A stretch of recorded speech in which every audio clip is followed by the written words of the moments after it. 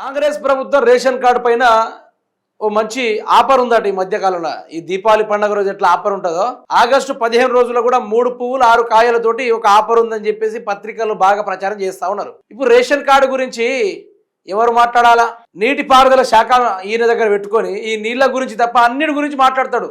Road development గురించి మాట్లాడతాడు, building development గురించి మాట్లాడతాడు, తర్వాత ఐటీ డెవలప్మెంట్ గురించి మాట్లాడతాడు, ఈ మధ్య కాలంలో రేషన్ కార్డు గురించి మాట్లాడతారు. ముఖ్యమంత్రి ఎట్లా చేయాలో కూడా ఆయనకు నేర్పిస్తూ ఉంటాడు. కానీ ఈయన శాఖ గురించి ఈయన మాట్లాడు. ఒకసారి లేక మాట్లాడిన ఆ మధ్యకాలంలో కాళేశ్వరం మీద వీళ్ళు కేసు పెడదామని చూసిన టైంలో లేక మాట్లాడిన మనిషి ఏమని మెల్లగా చిన్నగా అర్థం పెట్టేట్టుగా ఈ దేవాదుల ప్రాజెక్టు ఏ బేసిన్ మీద ఉందండి అని చెప్పేసి మాట్లాడుతూ ఉంటాడు. సో గిట్లాంటి వాడు మన తెలంగాణ రాష్ట్రానికి నీటిపారుదల శాఖ మంత్రి విన్నూరికి సార్.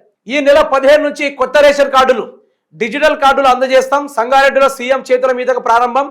రాష్ట్ర వ్యాప్తంగా ఏకం కాలంలో పంపిణీ. అన్ని జిల్లాల్లో ఏర్పాట్లు చేయాలి. మీడియా ప్రచారం, ఫోటో వీడియోగ్రఫీ పెట్టాలి. అధికారులకు మంత్రి ఉత్తమ్ కుమార్ రెడ్డి ఆదేశం. ఇక మీరు సోషల్ మీడియాలో ఊపుడు తప్ప బయట ఊపుడు ఎక్కడుంది మరి మీది? మాట్లాడితే రేవంత్ రెడ్డి కారు దిగుడు, ఒక ఫైల్ చూపెట్టుడు, పథకాలు అమలైపోయినాయి, ఇక ఇంట్లో కూర్చోరు అన్నాడు. గట్లాంటివి బాగానే మాట్లాడారు. కానీ రేషన్ కార్డు గురించి కొంచెం పక్కన పెట్టిద్దాం. ఈ 6 గ్యారెంటీలు 100 రోజులు ఇస్తామన్నారు కదా, అది ఎటుపోయింది? మీడియా వాళ్ళు, పత్రికా విలేకరులందరూ దీని మీద కూడా రాత రాయాల. వీళ్ళ అడ్వర్టైజ్మెంట్లు హైదరాబాద్ పోతే ఆ పిల్లర్ల కింద, మెట్రో పిల్లర్ల కింద బాబా కోట్ల రూపాయలు ఖర్చు పెట్టి పోతా ఉంటే ఎదురుబడి వస్తూనే ఉంటాయి. వీళ్ళు చేసేది ఏమైనా ఉందా? ఈ యొక్క 32 నెలల అంటే పూరం బుక్కు భూములలో గడ్డి పెరిగితే చూసిర్రా? ఆ గడ్డి గట్లనే మొలుస్తూ ఉంది, కానీ క్లీన్ చేసే నాదుడే లేడు ఇప్పటిదాకా. గ్రామ పంచాయతీలో కేసీఆర్ గారు ఉన్నప్పుడు బ్రహ్మాండమైన విధి నిర్వహణ జరిగేటి. రోడ్లు ఊడిచేటోళ్ళు, గడ్డి పెరిగితే గడ్డిని మొత్తం స్ప్రేయింగ్ చేసి గడ్డి చనిపోయేటట్టుగా విష సర్పాలు తిరగకుండా చేసేటోళ్ళు. కానీ అది కూడా వీళ్ళకి చేయడం శాత కావట్లేదు. సరే, ఈ రేషన్ కార్డు గురించి మాట్లాడుతూ ఉన్నారు. ఈ రేషన్ కార్డు గతంలోనే బీఆర్ఎస్ ప్రభుత్వం అమలు చేసింది. దాన్ని కూడా వీళ్ళు అకౌంట్లో వేసుకొని సభల మీద కూడా మేము 15 లక్షల రేషన్ కార్డులు ఇచ్చినాం, మేము దిగే లోపల 30 లక్షల రేషన్ కార్డులు ఇస్తామని మాట్లాడుకుంటా ఉన్నారు. కేసీఆర్ ఇచ్చిన ఉద్యోగాలు కూడా వీళ్ళు భర్తీ చేసుకుంటారు. కేసీఆర్ పెట్టిపోయిన రేషన్ కార్డు గురించి కూడా వీళ్ళే భర్తీ చేసుకుంటారు.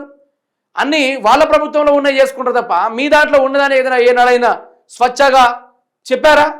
6 గ్యారెంటీలు ఇప్పటిదాకా ఏదైనా కరెక్ట్గా అమలైందంటే ఏది కూడా లేదు ఇప్పటిదాకా. ఆ ఫ్రీ బస్సులు కూడా లిమిటెడ్గా పెట్టిర్రు. ప్రభుత్వానికి బాగా భారం పెరుగుతుందని వాటిని కూడా లిమిటెడ్గా పెట్టిర్రు. సో ఇటువంటి కార్యక్రమం జరుగుతూ ఉంది. రేషన్ కార్డు ముచ్చడేందో కానీ ఉన్న మౌలిక సదుపాయాల మీద కొట్లాడే దమ్ము లేని ప్రభుత్వానికి ఈరోజు రేషన్ కార్డు మీద మాట్లాడుతూ ఉన్నారు. సరే చూద్దాం.